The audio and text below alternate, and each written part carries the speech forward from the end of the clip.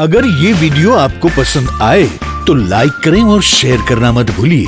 Subscribe करें लक्ष्य TV channel को और बेल आइकॉन पर क्लिक करना मत भूलिए लेटेस्ट वीडियो सबसे पहले पाने के लिए। 7 दिवसीय श्रीमद् भागवत ज्ञान यज्ञ महोत्सव અને આ મહોત્સવના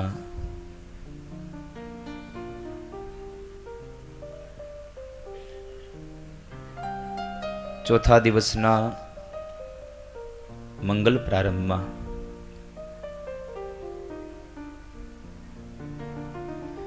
થોડી ભગવત ચર્ચા કરીએ એમના પહેલા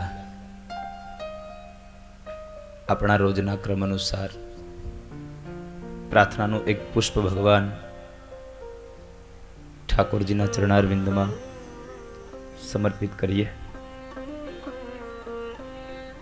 आइए बड़े भाव से, कारण के आज एकादशी है अने ए भाव थी भगवान नी आज पूजा करिए। आइए गाइए।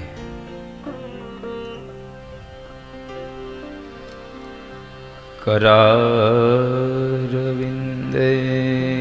पदारविन्दं मुखारविन्दे विनिवेशयन्तम् वटस्य पत्रस्य फुटेशयानं बालं मुकुन्दम् मनसा स्मरामि।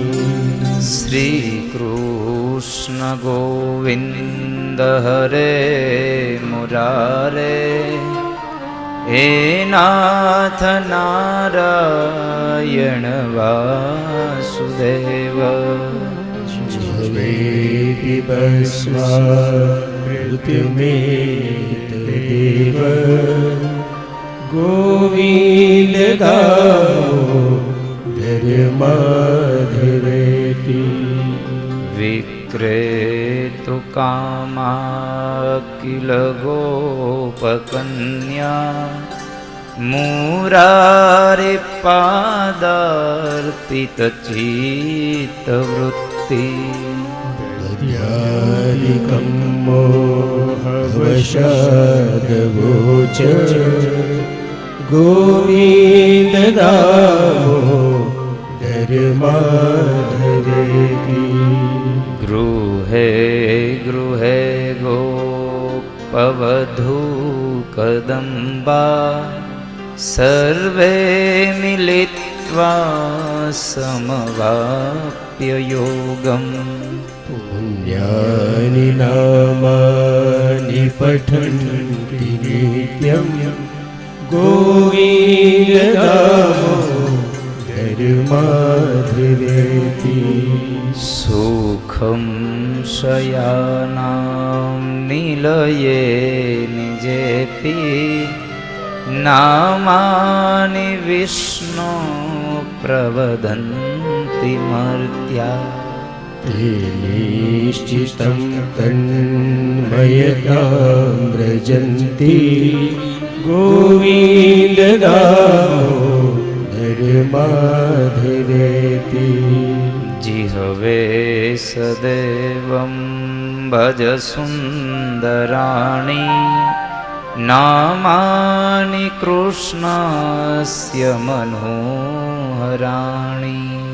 समस्तभक्तार्तिविनाशनानि गोविंद धर्माधरेति। सुखावसाने इदमेव सारं दुःखावसाने इदमेव ज्ञेयम्। देहावसाने इदमेव जाप्यं गोविंद धर्माधरेति। શ્રી કૃષ્ણ રાધા વર ગોકુલેશ ગોપાલ ગોવર્ધનનાથ વિષ્ણુ पिबस्वामृतमेत देव गोविन्द दामोदर माधवेति ગોવિંદ દામોદર માધવેતિ गोविन्द दामोदर माधवेति ગોવિંદ માધવ સ્તોત્રનો પાઠ જે પ્રેમે કરે દામોદર દયા દાને સહેજે ગોલોક સંચરે दामोदर दया दाने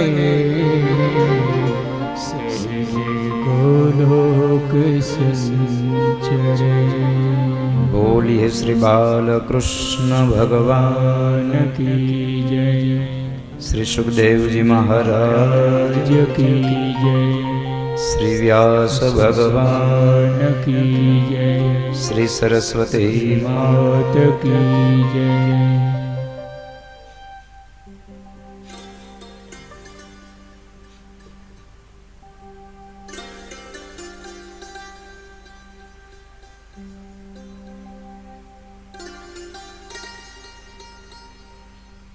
પુરુષોત્તમ ક્ષેત્રની આ પાવન ધરા એટલે ચાર ધામનું એક ધામ જગન્નાથપુરી, અને એમાં પણ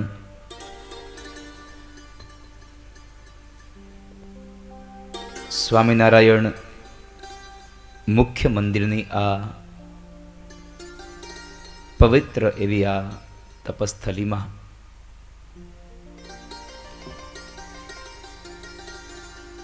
રાધે રાધે પરિવાર દ્વારા આયોજિત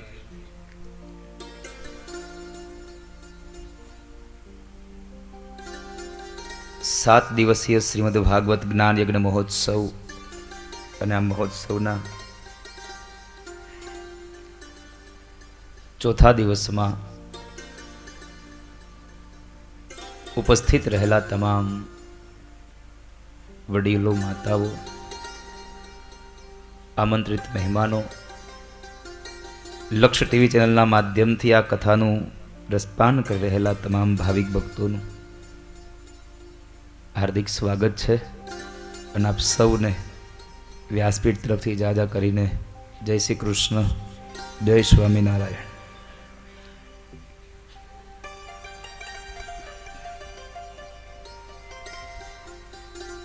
તો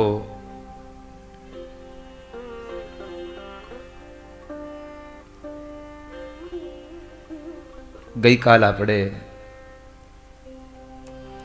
જ્યારે કથાને વિશ્રામ આપ્યો એ સમય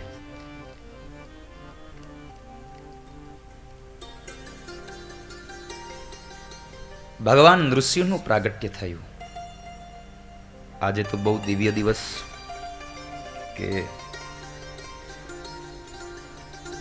એકાદશી, અને એ એકાદશીમાં આજ ભગવાન ઠાકોરજી પધારે છે. કેટલા લોકોએ ઉપવાસ કર્યો આજે? શક્કરિયાનો શીરો, ફરાળી દાળ, ફરાળી ખીચડી, પૂરી ખાધી કે રોટલા, સરસ મજાનું ટોપરા પાક,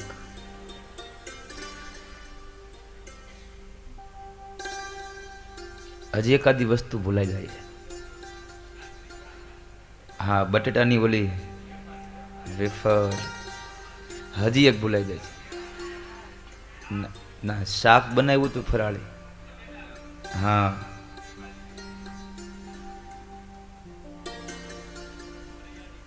સવારનો નાસ્તો નહોતો કર્યો, બરાબર કર્યું છે ને? કે સવાર નાસ્તો હતો આજે? હતો? વાહ, લ્યો.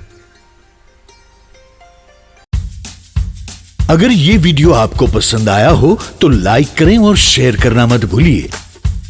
सब्सक्राइब करें लक्ष्य टीवी चैनल को और बेल आइकॉन पर क्लिक करना मत भूलिए लेटेस्ट वीडियो सबसे पहले पाने के लिए।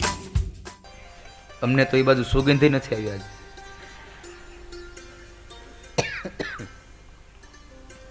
કેટલા ભાગ્યશાળી હે તમે.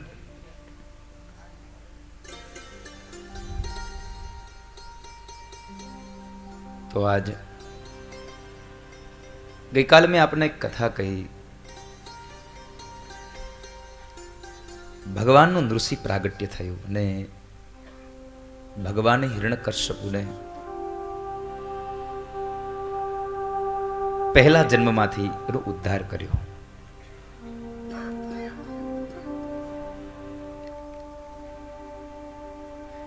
પછી મેં કથા ત્યાંથી સંપન્ન કરી દીધી, પણ આખી કથાનો સારાંશ એક બાકી હતો. મેં એટલા માટે કાલે કથા વિશ્રામ આપી દો કે મેં છેલ્લે ધૂનને એવું ગવડાવ્યું ને તો તમે થોડા બધાને લાભ નહોતો મળે એવું, કારણ કે આપણે ટેવ તો હોય જ ગમે તેમ કહીએ પણ ઊભું તો વયું તો જવાનું છે.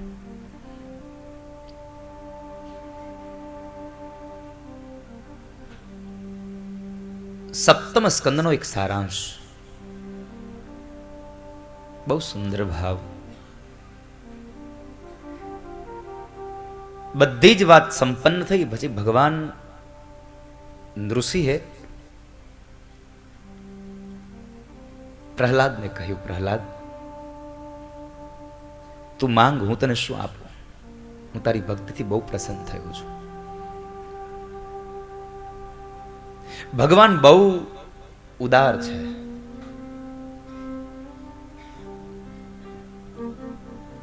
તું માંગી લે પ્રહલાદ, હું તને શું આપું?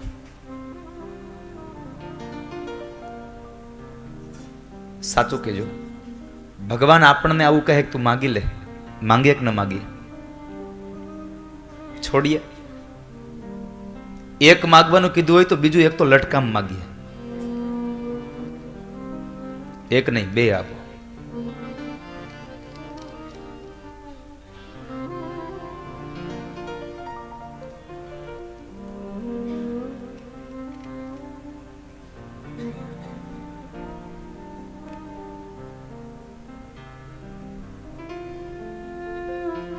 પ્રહલાદને કહ્યું કે તું માગી લે પ્રહલાદ, હું તને શું આપું?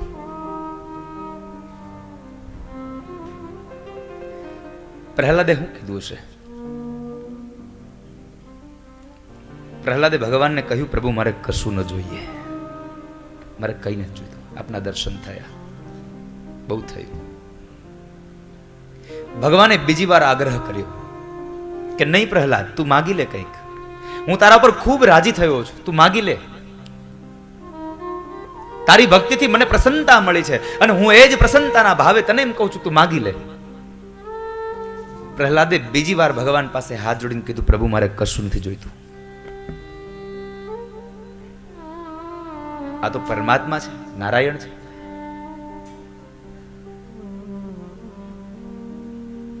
રેવા દે ભાઈ. ત્રીજી વાર એમ કહ્યું, પ્રહલાદ તું કંઈક માંગી લે.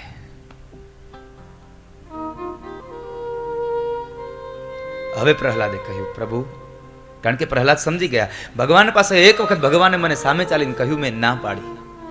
ભગવાને મને બીજી વાર આગ્રહ કર્યો કે નહીં તું કંઈ માગી લે, મેં ના પાડી. ભગવાને મને ત્રીજી વખત કહ્યું છે તું માગી લે. આનો અર્થ પ્રહલાદે એવો કર્યો કે હું ભલે ના પાડું છું પણ મારા મનમાં ઊંડે ઊંડે પણ મને ખબર નથી, અજાગ્રત અવસ્થાના મનમાં પણ કદાચ કોઈક મારો હજી આશાનો અંકુર પડ્યો હશે તો જ પરમાત્મા એમ કહેતા હોય કે તું માગી લે, તું માગી લે.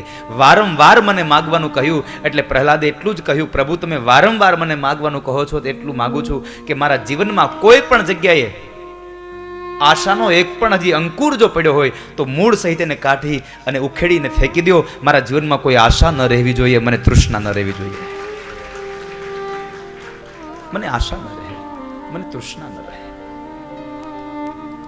મારે કઈ ન જોઈએ. બસ કેવળ એક આપની ભક્તિ થાય મને.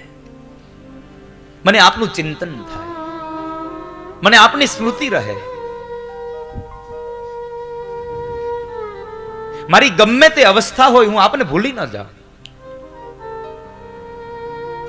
આ ભગવાનની આ ભક્તોની પરમ ભક્તિ છે. ભગવાન પાસે માંગવાનો વારો આવે તો પણ એમ કહે કે મને તમારી ભક્તિ આપો. ભગવાન પાસે માંગવું હોય ને તો ભક્તિ માંગવી, મુક્તિ ન માંગવી. અને એક વાત યાદ રાખજો, મેં મહાપુરુષો પાસેથી સાંભળ્યું છે કે ભગવાન પાસે જે જીવાત્મા મુક્તિ માંગે ને ભગવાન તરત જ આપી દે છે. ભાઈ લઈ જા, લઈ જા, મુક્તિ આપી દે છે. પણ જો કોઈ માણસ જઈ, કોઈ જીવાત્મા જઈ ભગવાનને એમ કહે પ્રભુ મને ભક્તિ આપો, તો ભગવાન બે વખત વિચાર કરે છે કે દેવી કે ન દેવી. કારણ ભગવાન મુક્તિ આપવામાં વિચાર ન કરે, પણ ભક્તિ આપવામાં વિચાર એટલા માટે કરે છે કે નહીં કદાચ ભક્તિ કરીને મને બાંધી લેશે તો. એટલે ભગવાન ભક્તિ આપવામાં થોડો હજી વિલંબ કરે છે, મુક્તિ આપવામાં વિલંબ નથી કરતા. ભગવાન પાસે મુક્તિ નહીં, ભગવાન પાસે ભક્તિ માંગો. અને ભક્તિ જેના જીવનમાં આવે એને મુક્તિ તો આપોઆપ મળે છે. કારણ કે મહાત્મ્યમાં લખ્યું છે કે ભક્તિને ભગવાને મુક્તિને ભક્તિની દાસી બનાવી.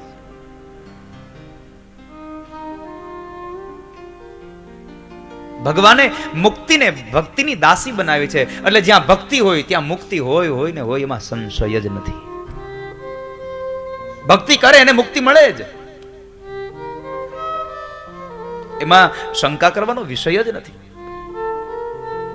તો એવી આ સપ્તમ સ્કંદની ગાથા મૂળ સારાંશ. ભગવાન પાસે ભક્તિ માંગજો વાલા.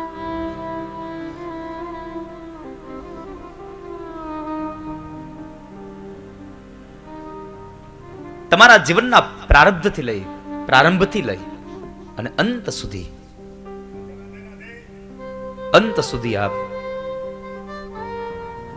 ભગવાનની ભક્તિ માંગો વાલા.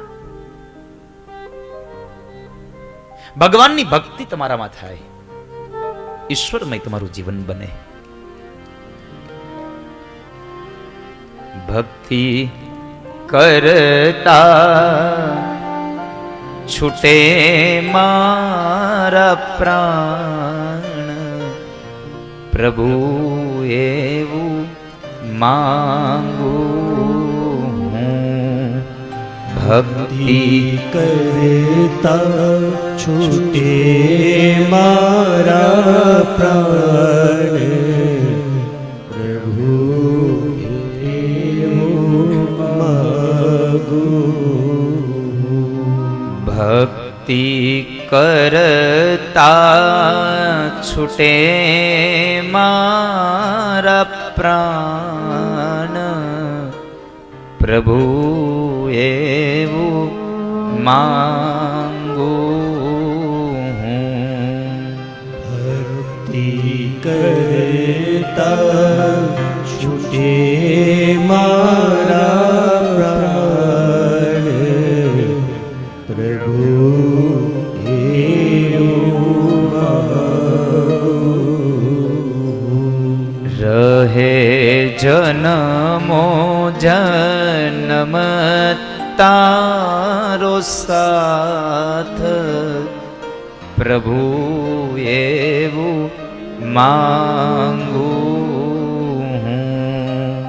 રહે જન્મો જન્મ તારો સાથ, પ્રભુ એવું માંગુ. મને જન્મો જન્મ તમારો સાથ રહે.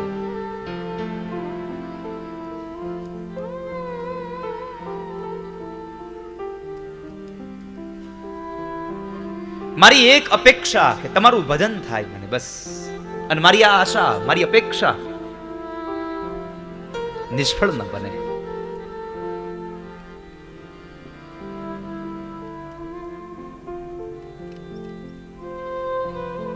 હું સદૈવને માટે તમારું ભજન કરતો રહું. આવું ભગવાન પાસે માંગજો. મારી આશા નિરાશા કરશો નહીં. મારી આશા નિરાશા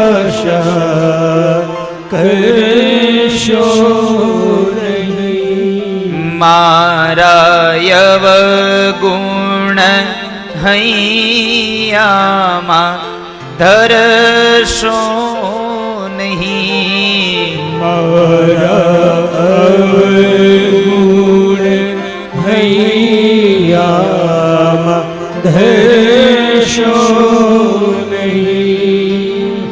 શ્વાસે શ્વાસે રટનું તારું નામ પ્રભુજી એવું માગું.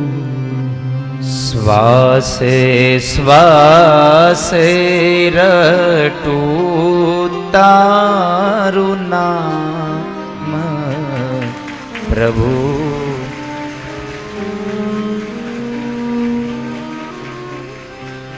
રહે જન્મો જન્મ તારો સાથ પ્રભુજી એવું માગું છું.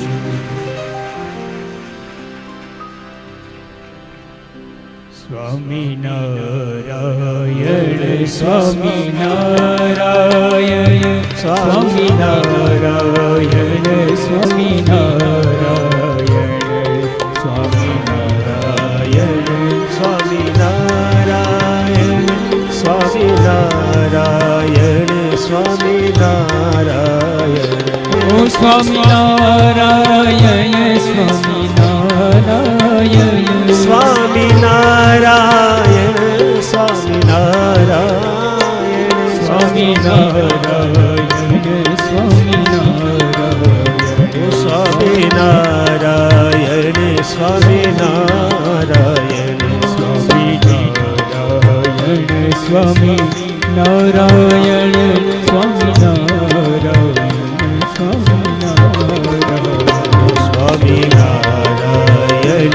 સ્વામિનારાયણ સ્વામિનારાયણ સ્વામિનારાયણ.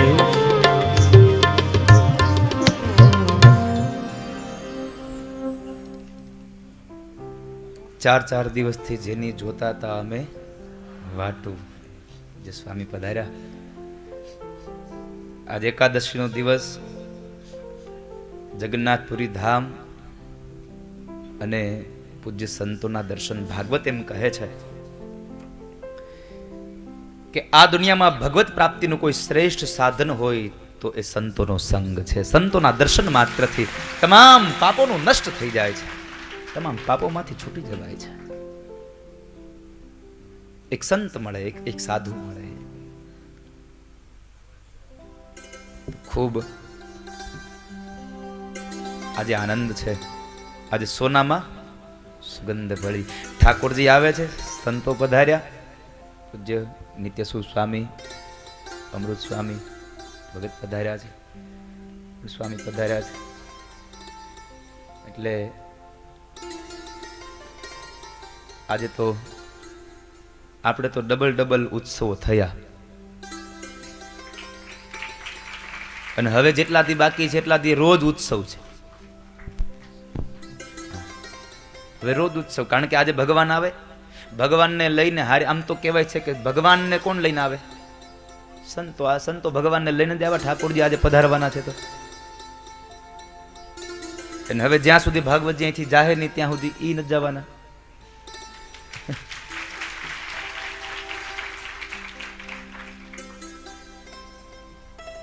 તો હું આપને વાત કરતો હતો, ભગવાન પાસે માગવાની ઈચ્છા થાય તો ભક્તિ માંગજો વાલા.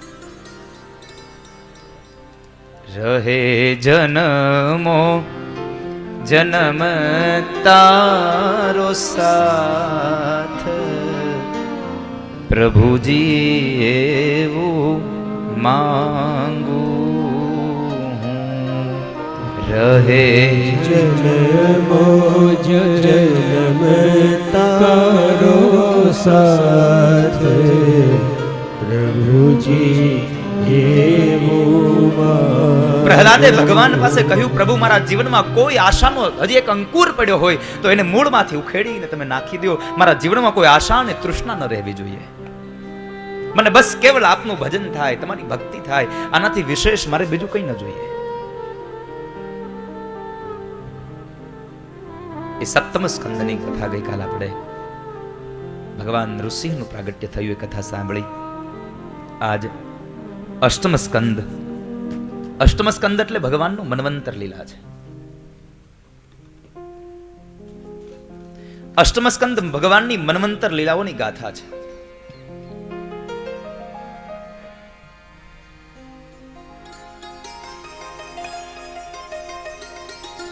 એક એક મન્વંતરમાં ભગવાનનું પ્રાગટ્ય થયું છે. મન્વંતરે ભગવાનનું પ્રાગટ્ય થયું. ભગવાનના ઋષિઓ બદલ્યા છે. મન્વંતરમાં ઇન્દ્ર બદલતા ગયા છે. જેમ જેમ મન્વંતર બદલે, જેમ જેમ સમયકાલ બદલતો જાય, તેમ તેમ ઇન્દ્ર પણ બદલે છે, તેમ તેમ ઋષિઓ પણ બદલે છે.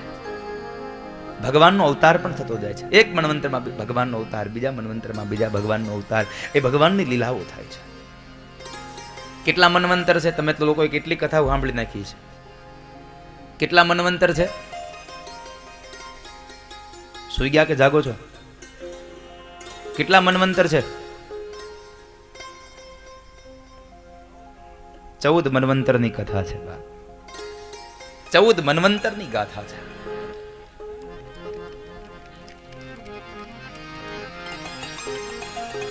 ચૌદ મન્વંતર જ્યારે જાય ત્યારે એક કલ્પ થાય.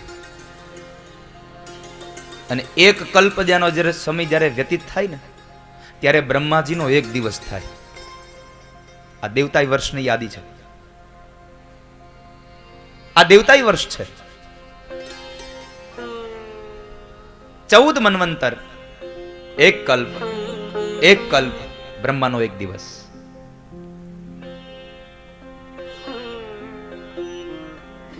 તમે લોકો તો કેટલી વાર પૂજામાં બેઠા હશો ને?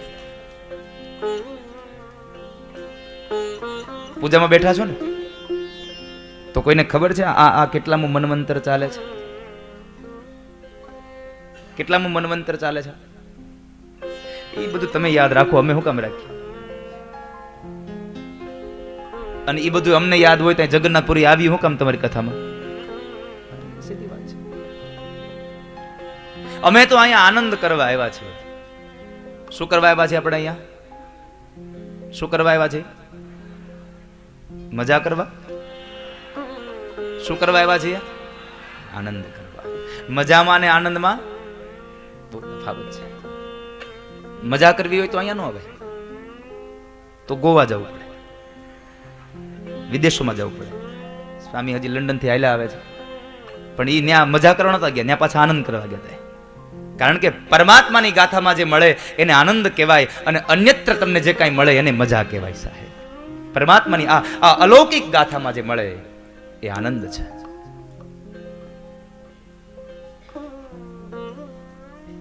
એ મન્વંતરની ગાથા. અત્યારે 7મો વૈવસ્વત મન્વંતર ચાલે છે. અને આ મન્વંતરમાં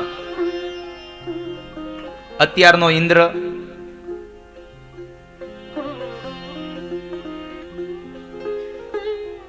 પુરંદર નામનો ઇન્દ્ર છે.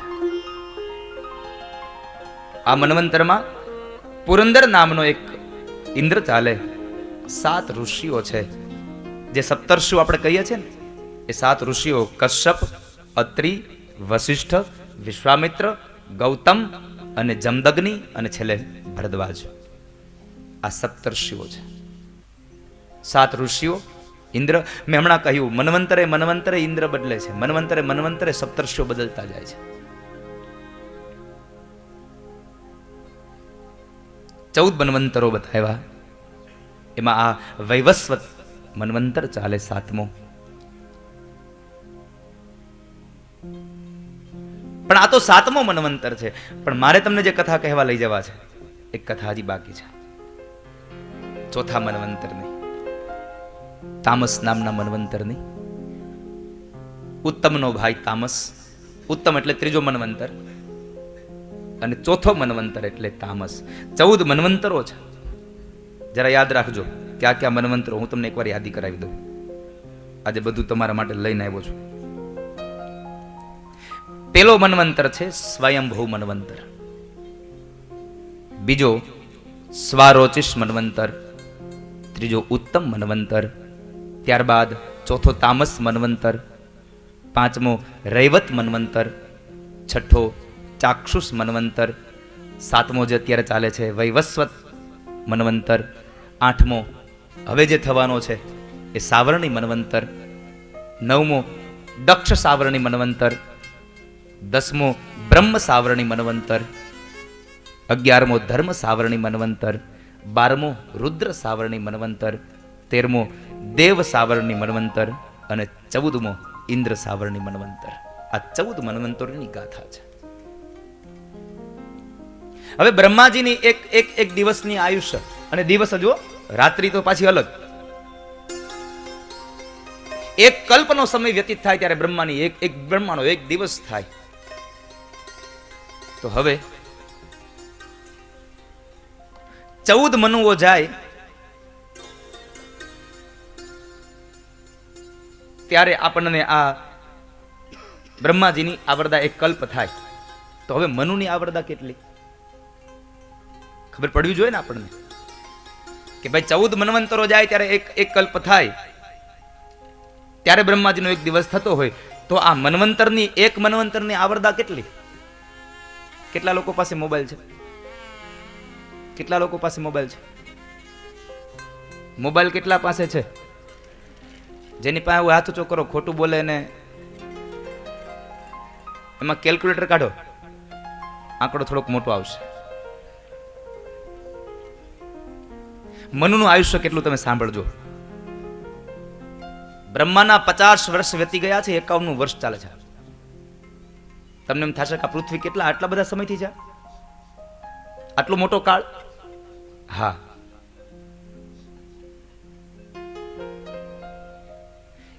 એકોતેર ચતુર્યુગી જાય ત્યારે મનુનો એક કાળ પૂરો થાય.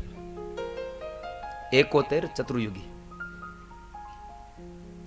71 વખત સતયુગ વયો જાય, 71 વખત ત્રેતાયુગ વયો જાય, 71 વખત દ્વાપર યુગ વયો જાય, 71 વખત કળયુગ વયો જાય, ત્યારે એક મનુ થાય.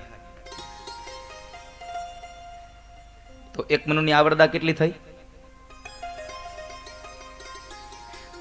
284 યુગ જાય ત્યારે એક મનુની આવરદા થાય.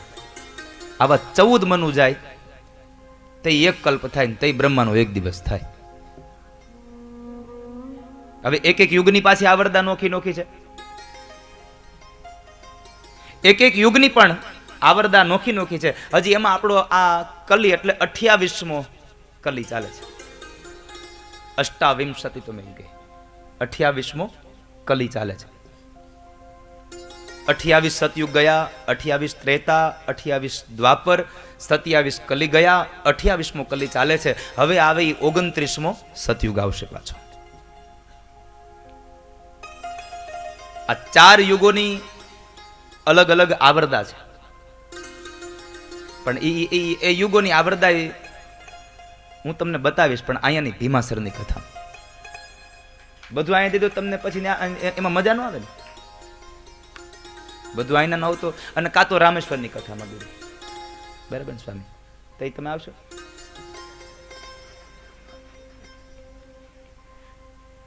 તમે સીધી ના પાડી દીધી. પછી ઓલા જેવું થાય કે સ્વામી ના પાડી છે ને, તો સ્વામી હે નથી આવે અહીંયા, તો કે અમૃત સ્વામીને પકડવા પડે. તો અમૃત સ્વામીને પકડવા.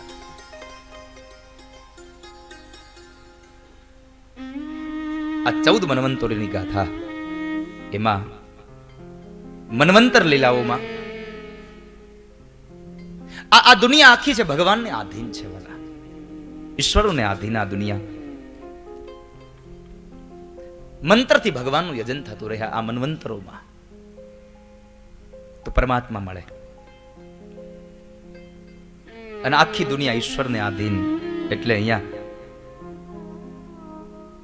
તમે જે કઈ ભોગવો છો ને તમામ પરમાત્માને અર્પણ કરીને પછી ભોગવો. ભગવાનને પેલા ધરાવો, ભગવાનને અર્પણ કરો. આ પરમાત્માની કૃપાથી મને મળ્યું છે, ભગવાનને આપતા શીખો. અને મેં ગઈકાલે કહ્યું હતું કે ત્વદયમ વસ્તુ ગોવિંદ તુભ્યમેવ સમર્પયેત. આ દુનિયામાં પરમાત્માનું બધું છે અને પરમાત્માને આપી દઈએ તો એમાં શું એમાં નવાઈ કરી છે? આપણને તો માત્ર જેટલો સમય આપ્યો છે એટલો સમય ભગવાનનો આભાર માનીએ. પરમાત્મા, તમે મને આટલો કાળ સુધી આટલી આ ભૌતિકતા આપી, તમે મને સુખ આપ્યું, તમે મને આનંદ આપ્યો, તમે મને આનંદ આપ્યો. આખું આ જગત ઈશ્વરને આધીન, એટલે કહ્યું તેન તક્તેન બુદ્ધિતા, તેન તક્તેન બુદ્ધિતા. આ દુનિયામાં બધું જ ઈશ્વરમય છે, પરમાત્મામય છે. તેવા મનવંતરોમાં ચોથો તામસ નામનો જે મનવંતર, અને એ મનવંતરમાં ભગવાનનો હરિ અવતાર થયો. પરમાત્માનો હરિ અવતાર 2 વખત થયો, એકવાર ધ્રુવજી માટે અને એકવાર ગજેન્દ્ર માટે. પણ જુઓ, 2 માં અલગ અલગ વસ્તુ આપનારા હરિ 2 અલગ અલગ આપે છે. કથા તમે કદાચ ધ્રુવજીની સાંભળી હશે. સાંભળી કોઈ ધ્રુવની કથા? કાલે આવશે ધ્રુવની કથા, હું કહીશ તમને કાલે. કેટલા લોકોએ સાંભળી છે? 5મા દિવસે ધ્રુવની કથા આવે, કેટલા લોકોને ખબર છે?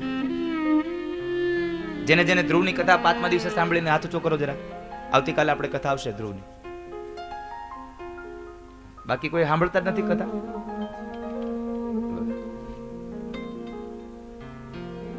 થોડાક જાગો, હજી 24 કલાક નથી ગઈ, ધ્રુવની કથા ગઈ. અને પણ આપણે તો નક્કી જોઈને દાદા બોલી બધું સાચું. તમે કયો એ બધું સાચું.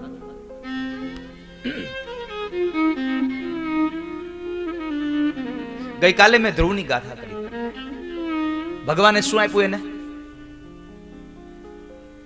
શું આપ્યું તું? અવિચલ પદ. એની પહેલા કઈક બીજું આપ્યું. કેટલા વર્ષનું રાજ્ય ભગવાન આપ્યું? 36,000 વર્ષનું ભગવાને રાજ્ય આપ્યું. આનો અર્થ એવો થયો ભગવાને ભોગ આપ્યો. એટલે તો ધ્રુવજી મહારાજ મનમાં કચવાતા ઘરે ગયા કે મારે માગવું જોઈતું હતી મુક્તિ, અને મેં માગી લીધું બંધન. ભગવાન બધું આપનારા છે, ઈશ્વર બધું આપે છે. ધ્રુવજીને ભગવાને ભોગ આપ્યો, અને અહીંયા ગજેન્દ્ર માટે જ્યારે ભગવાન હરિ પ્રગટ થયા તો ગજેન્દ્રને શું આપ્યું? ઉદ્ધાર આપ્યો. ભગવાને મોક્ષ ગતિ આપી છે. ભગવાન મોક્ષ પણ આપી શકે અને ભગવાન ભોગ પણ આપી શકે છે. તમારી ઈચ્છા કેવી છે એ ભગવાન પાસે તમે શું યાચના કરો છો એની પર આધાર છે. તમે પરમાત્મા પાસેથી શું ચાહો છો એની પર આધાર છે. તમે પરમાત્મા પાસે શું માંગો છો? જેવું માગશો એવું ભગવાન આપે છે. અને જિંદગીમાં કોઈ દિવસ દુઃખી થયા ને આવું તો બોલવું જ નહીં, કારણ કે ઉપર ભગવાન બેઠા બેઠા નકરું તથાસ્તુ તથાસ્તુ તથાસ્તુ બોલ્યા કરે છે. ભગવાન તથાસ્તુ તથાસ્તુ બોલ્યા કરે છે. હવે આપણે અહીંયા જે કઈ માગીએ એમાં આપણું વાક્ય પૂરું થાય ને તરત જ ભગવાનનું આવી જાય તથાસ્તુ. તો હવે આવું થતું હોય તો શું કામ ખોટા રોદલા રોવા? અરે આમ થયું ને તેમ થયું ને. એમના કરતા સત્ય જ ન બોલીએ જે છે એમાં કદાચ તથાસ્તુ ભળી જાય. જે છે હકીકત છે. તો ભગવાનનો એ અવતાર થયો. તામસ નામના મનવંતરમાં ભગવાનનો હરિ અવતાર. ત્રિકુટ નામ એક પર્વત, અને એ પર્વતમાં એક હાથી રહે છે. અને પર્વત કઈ નાનો નહીં. પર્વત 10 જોજન એટલો મોટો પર્વત. ભાગવતમાં લખ્યું છે 10 જોજન એવો ઊંચો પર્વત. અને 3 પર ત્રિકુટ પર્વત છે. 3 પર્વતો, અને સામાન્ય નહીં. સોનાનો, રજતનો અને લોખંડનો. આ 3 પર્વત. બહુ મોટો સમુદ્ર. એક સરોવર મોટું સમુદ્ર, અને એમાં એક હાથી રહે છે. આધ્યાત્મિક અર્થમાં ત્રિકુટ પર્વત એટલે માણસનું શરીર.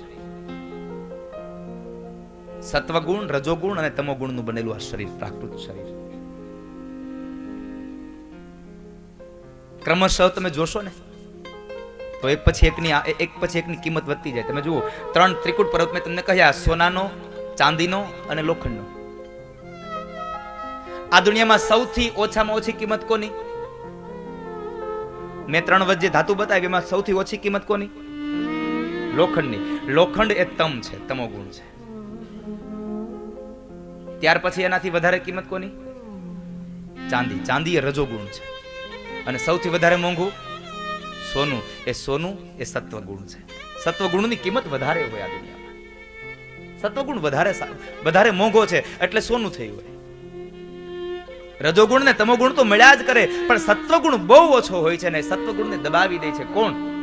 રજોગુણ અને તમોગુણ. આપણામાં પડેલા રજો અને તમ, રજ અને તમ આપણા સત્વને દબાવી દે છે. તો ત્રિકૂટ પર્વત સત્વ, રજ અને તમનો બનેલો, એમાં રહેલો આ જીવ, આ આત્મા એ ગજેન્દ્ર છે. અને આ ગજેન્દ્ર એટલે કોઈ સામાન્ય ગજેન્દ્ર નથી, કોઈ સામાન્ય હાથી નથી. આ ભાગવતમાં એક એનું વાક્ય લખ્યું છે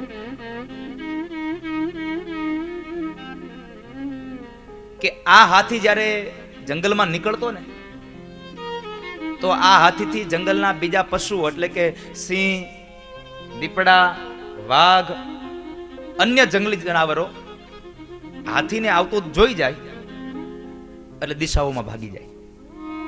આટલી એની ધાક. આવો મદોન્મત હાથી. અને એ હાથી જ્યારે જળક્રીડા કરવા માટે ગયો, શું થયું? મદોન્મત બન્યો છે. એની પાસે તાકાત અપાર છે, બળ બહુ છે, પણ એ બળ ક્યાં કામમાં આવે? ધરતી ઉપર. જેનું બળ જ્યાં કામમાં આવે ને ત્યાં જ આવે.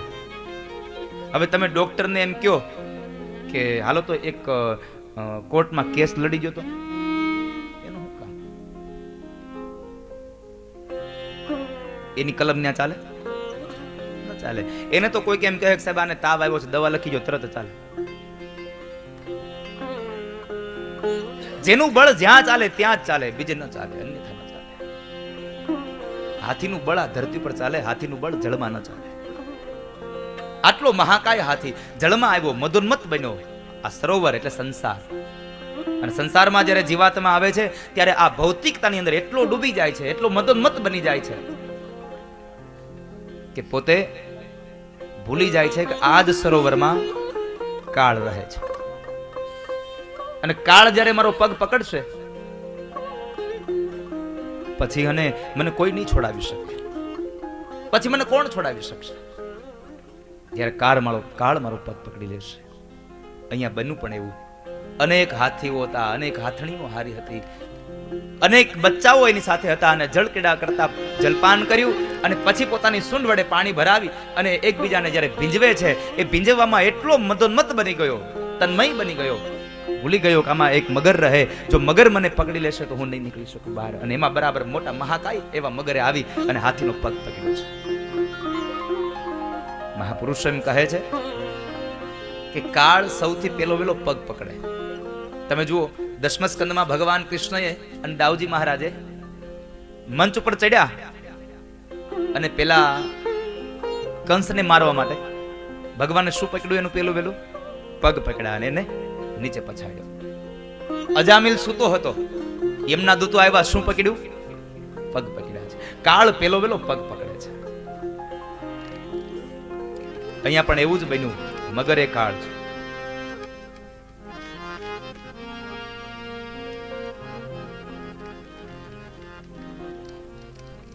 પગ પકડી લીધો. હાથીઓને અનેક એને બચાવવાના પ્રયત્નો કરે પણ બહાર નથી નીકળી શકતો. બહાર ન નીકળી શક્યો. અનેક પ્રયત્નો કર્યા. જેમ જેમ એને બહાર જવાના પ્રયત્નો કર્યા તેમ તેમ પેલો ગ્રાહ જૂડ એને મધ્યમાં ખેંચતો જાય છે. આ દુનિયામાં બધી જગ્યાએથી માણસ છૂટી શકે, કાળમાંથી ન છૂટી શકે, મૃત્યુમાંથી ન છૂટી શકે. મગર એને લઈ જાય છે. અંતે એના પરિવારના સભ્યો, તમામ વ્યક્તિઓએ, હાથીએ, બીજા જે હાથી હતા એ લોકો બધા છોડી દીધો ભગવાન ભરોસે. હાથની એની પત્ની સ્વયં એને પણ છોડી દીધો. એના બાળકોને કહ્યું તમે આને છોડી દો. કારણ કે હવે જો બચાવવા ઉભા રહેશું ને તો કદાચ આપણને બીજા મગરો પકડી જશે. આપણું બધાનું આવું જ છે. બીમાર પડીએ અને દવાખાને જઈને પછી ડોક્ટર ના પાડે કે હવે આમાં કાંઈ થાય એવું નથી, એટલે આપણે ઘરે લઈને વહી આવીએ અને શું કહીએ સંબંધીઓને, હવે તો ભગવાનને કરવું હશે સાચું. ભગવાન ભરોસે આપણે છોડી દેતા હોઈએ છીએ. અહીંયા પણ એ જ બન્યું, ભગવાન ભરોસે છોડી દીધો હાથીને. હાથી પોતે પણ બહુ પ્રયત્નો કર્યા છૂટવાના, આપણે પણ કરીએ, પણ ત્યારે એક પછી એક અંગો એના ડૂબવા લાગ્યા. એક પછી એક અંગો જ્યારે એને ડૂબી ગયા છે ત્યારે એને ભગવાનને યાદ કર્યા છે. આ દુનિયાના જીવાત્માનું પણ આવું છે. પલંગમાં પડ્યો હોય પછી આંખે દેખાવાનું ઓછું થઈ જાય, માથાના વાળ ધોળા થઈ જાય, કાને સંભળાવવાનું ઓછું થઈ જાય, મોઢામાં દાંત રહી નહીં, ગોઠણથી પગ વળ્યા ગયા હોય, કમરથી વાંકો વળી ગયો હોય, લાકડીના ટેકા વગર ચાલી શકતો ન હોય. આવી અવસ્થા જ્યારે આવે, પોતાનું શરીર પોતાનું કામ કરતું બંધ થવા લાગ્યું હોય, ત્યારે ભગવાનને કે હે પ્રભુ, હવે તમે મને લઈ જાઓ ને, હવે તમે મને બચાવો. આ દુનિયાનો નિયમ છે સાહેબ, તમે મને બચાવો. પરમાત્મા તમે મને બચાવો. અહીંયા ગજેન્દ્રએ પણ ભગવાનને એ જ કહ્યું, પ્રભુ કારણ કે એમને જ્ઞાજન્મનું જ્ઞાન હતું આ જન્મે. અને શું કામે તો કહે છે કે જે સમયે અંત સમયે જ્ઞાજન્મમાં એ શું કરતા હતા, ભગવાનનું ભજન કરતા હતા અને શાપ મળી ગયો હતો એમને, અને એટલે એ જ્ઞાજન્મનું જ્ઞાન આ જન્મેને કામ આવ્યું છે. બધા જીવાત્માને ભગવાન જ્ઞાજન્મનું જ્ઞાન આપે છે. ક્યાં સુધી? જ્યાં સુધી આ જન્મનું જ્ઞાન ન થઈ જાય ત્યાં સુધી. બાળક જન્મતાની સાથે જ માનું દૂધ પીવા લાગે છે. આ જ્ઞાન ક્યાંથી આવ્યું? ભગવાન એમ કહે છે કે જ્યાં સુધી એને આ જન્મનું જ્ઞાન ન થાય ત્યાં સુધી એને જ્ઞાજન્મનું જ્ઞાન આપું છું, જેથી કરી પોતાનું પેટ ભરી શકે, પોતાનું પેટ ભરી શકે.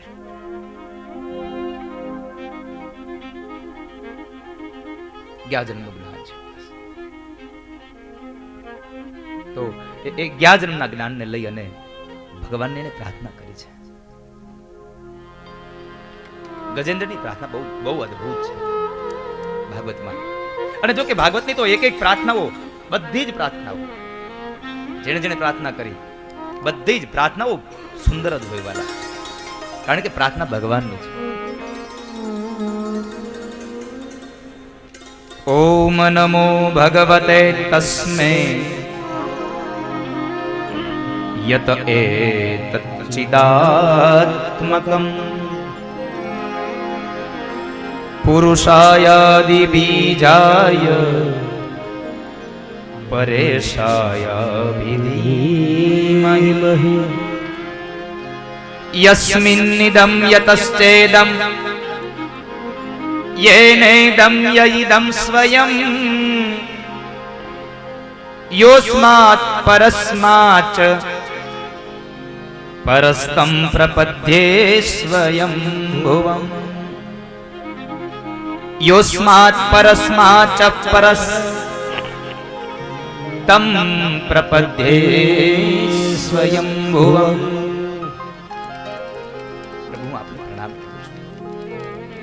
ઓમ નમો ભગવતે તસ્મૈ યત એતચ્ચિદાત્મકં. પ્રભુ સર્વ શરીરમાં કારણ તરીકે તમે રહેલા છો, બધાના શરીરમાં તમે છો. એટલે તો ભગવાન સ્વયં કૃષ્ણ ગીતાજીમાં કહે મમે વાંશો જીવ લોકે જીવ ભૂત સનાતન. આ દુનિયાનો તમામ જીવાત્મા એ મારો અંશ છે અને હું સ્વયં અંશી છું, હું પોતે અંશી છું. પ્રભુ આ દુનિયામાં તમામ જીવના હૃદયમાં રહેલા, શરીરમાં રહેલા તમે સર્વ કારણ છો.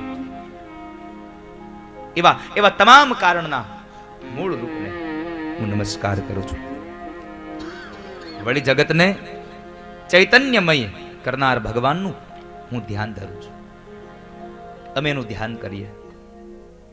સર્વ વિશ્વને પોતાના સ્વરૂપમાં વસાવનાર, સર્વ વિશ્વને જન્મ આપનાર, સર્વ જગતને રચનાર અને સર્વ જગત સ્વરૂપ તેમજ કાર્ય તથા કારણથી પર પરમાત્માને નમસ્કાર કરીએ છીએ. ઈશ્વરને અમે પ્રણામ કરીએ છીએ. હું સ્વયંભૂ એટલે સ્વતઃ સિદ્ધ ભગવાનને શરણે જાઉં છું. હું પોતે જ ભગવાનને શરણે ગયો છું.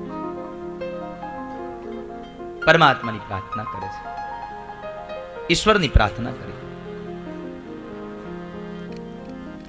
નમો નમસ્તે ખિલ કારણાય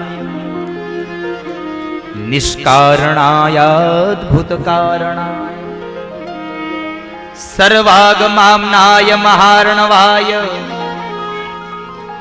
નમોપવર્ગાય પરાયણાય.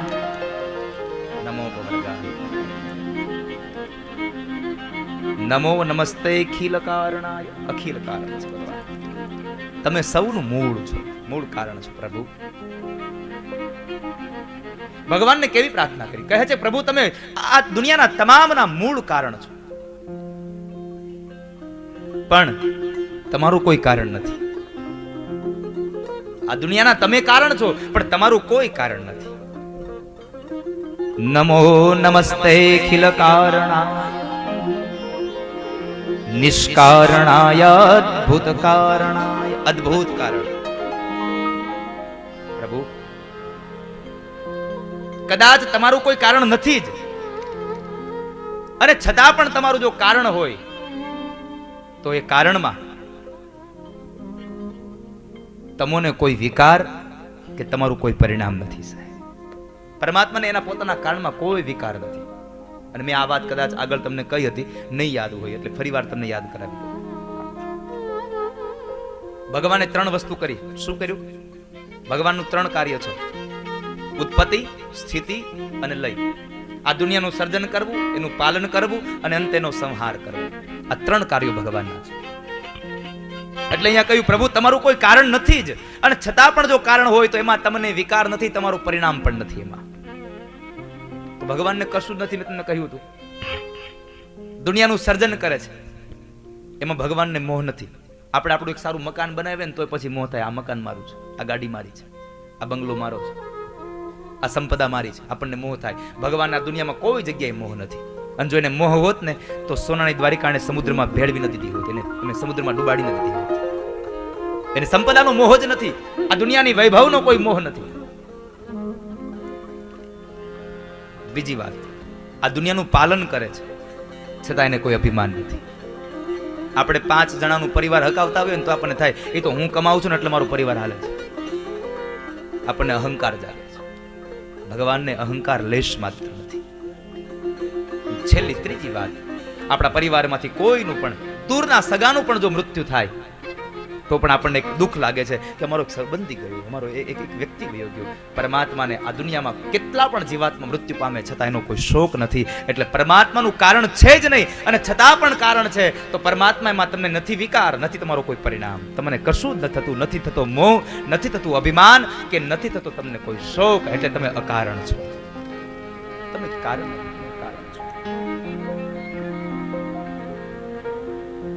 બીજી વાત,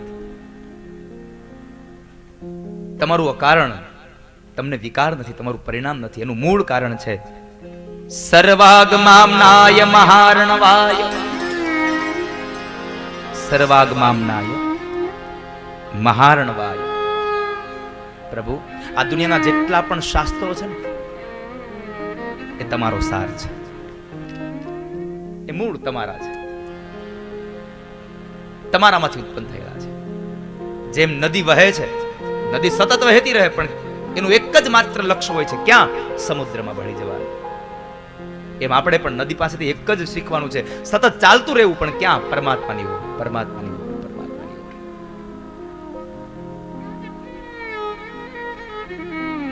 3 વસ્તુઓ પાસેથી જીવનમાં લેવા જેવા બહુ સારા સારા ગુણો છે: સર, સરિતા અને પર્વત. સર, સરિતા અને પર્વત. સર એટલે સરોવર. સરોવર પાસેથી શીખવું, નિર્મળ બનવું. કોઈ પણ આવે ને એમાં તમારે એમાં ભેદભાવ ન રાખવો. આ દુનિયામાં ભેદ જોવું નહીં, તમામને આપણા ગણવા. આ મારા છે. સરોવર પાસે કોઈ દિવસ તમે જાશો, ત્યાં માણસ જાય તોય ભલે, પશુ જાય તોય ભલે, અને પક્ષી જાય તોય ભલે, અને કીડા મકોડા જાય તોય ભલે, સરોવરે કોઈ દી ના પાડી તું મારું પાણી ન પીતો. સરોવર પાસેથી ભેદભાવ છોડવાની ભાવના શીખો. સરિતા પાસેથી વહેવાની ભાવના શીખો. સરિતા પાસેથી સતત વહેતું રહેવું, પણ કઈ બાજુ વહેવાનો પણ લક્ષ્ય હોવો જોઈએ. સરિતાનો એક જ લક્ષ્ય છે, નદીનો એક જ લક્ષ્ય છે, બધાને પવિત્ર બનાવતી જાય અને પોતે સમુદ્રમાં ભળતી જાય છે, સમુદ્રની ઓર વહેતી જાય. અને છેલ્લે પર્વત પાસેથી અડગતાનો એક શીખ લેવી. પર્વત અડગ છે, ભક્તિમાં અડગ રહેવું, ભગવાનની પૂજામાં અડગ રહેવું, ભગવાનના ચિંતનમાં, ભગવાનની પૂજામાં અડગ રહેશે.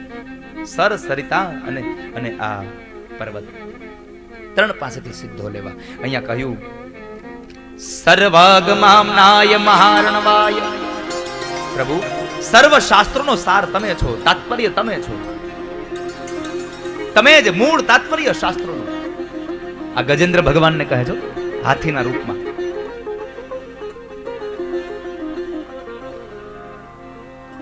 પ્રભુ તમે જ આ શાસ્ત્રોનું સાર છો, તમે જ એનું મૂળ છો, તમે જ એનું મૂળ તાત્પર્ય છો. અને છેલ્લે ભગવાન માટે બહુ સુંદર શબ્દ વાપર્યો, નમોપવર્ગાય પરાયણાય. નમોપવર્ગાય પરાયણાય. નમો અપવર્ગાય. અપવર્ગાય જ્યાં પ વર્ગ નથી એ અપવર્ગ છે.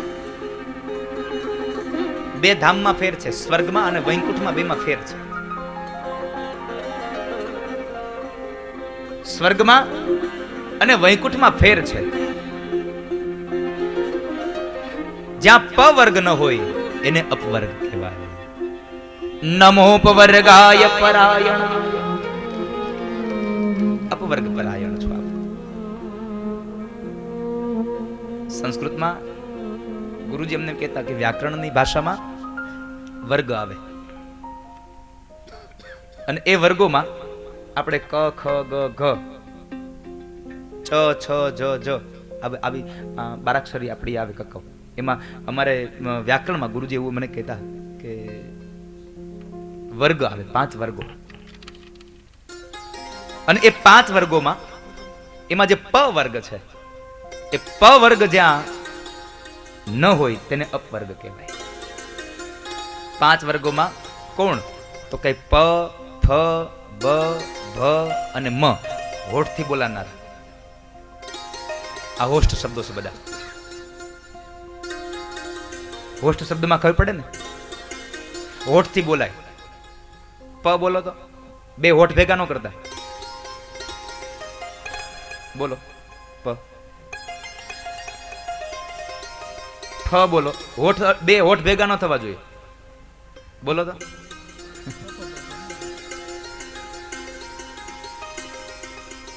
બ બોલો, બ 2 હોઠ ભેગા ન થવા જોઈએ. બોલાશે? દ બોલો પણ તમારી જીભ દાંતને ન અડવી જોઈએ. બોલો તો દ. બોલા હે? ઓકે, આ તો ગોગડીઓ હે. પણ 5 વર્ગ પ વર્ગ જ્યાં નથી એ અપવર્ગ. સ્વર્ગમાં તો અને વૈકુંઠમાં ફેર છે, પણ હું તમને જે બતાવું છું એ અપવર્ગ એટલે પરમાત્માનું વૈકુંઠ ધામ. અને એ અપવર્ગમાં 5 શબ્દોમાં સાંભળજો. પ એટલે જ્યાં પાપ અને પુણ્ય જ નથી એ પ. પાપ અને પુણ્ય નથી એ પ. બીજી વાત ફ, જ્યાં કર્મના ફળની કોઈ અપેક્ષા જ નથી એ ફ. ત્રીજું બ, જ્યાં બંધન નથી. ચોથું ભ, જ્યાં કોઈ પણ પ્રકારનો ભય નથી, બધા જ નિર્ભય છે. ભગવાનના ધર્મ નિર્ભય છે. સ્વર્ગમાં તો ભય લાગે છે શેનો? કે પાપ ખૂટી જાય, અલા પુણ્ય ખૂટી જાય વળી પાછા મોકલશે અહીંયા. સ્વર્ગમાં ક્યાં સુધી રાખશે? જ્યાં સુધી તમારા પુણ્યનું ભાથું છે ત્યાં સુધી. બાકી મારશે ધક્કો, જાવ પાછા પૃથ્વી ઉપર. નહીં રાખે સ્વર્ગમાં. એ તો અહીંયા કથા છે ત્યાં સુધી. બાકી 4 તારીખે કહી જ દેવું હાલો બે જાવ ગાડીઓમાં, પછી કોઈ નહીં રાખે. તમારું પૂરું થઈ ગયું. તમે જેટલા પૈસા ભર્યા છે એટલાનું અહીં પૂરું થઈ ગયું. હોટલ આપણે બુક કરાવી હોય 10 દિવસ માટે, 10મા દિવસે આપણે ખાલી ન કરીએ તો ઓલા શું કે કા ભાડું ભરો અને કા ખાલી કરો. જ્યાં ભય નથી એ અપવર્ગ છે. અને છેલ્લી વાત મ, જ્યાં મૃત્યુ જ નથી, જ્યાં મૃત્યુ જ નથી. આ 5 વર્ગ, આ પ વર્ગ જ્યાં નથી એવું ધામ એટલે અપવર્ગ. જ્યાં પ વર્ગ નથી ત્યાં અપવર્ગ છે.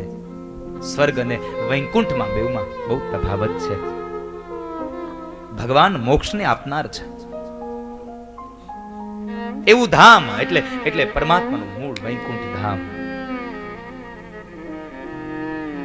अगर ये वीडियो आपको पसंद आया हो तो लाइक करें और शेयर करना मत भूलिए. सब्सक्राइब करें लक्ष्य टीवी चैनल को. हाँ, और बेल आइकॉन पर क्लिक करना मत भूलिएगा लेटेस्ट वीडियो सबसे पहले पाने के लिए.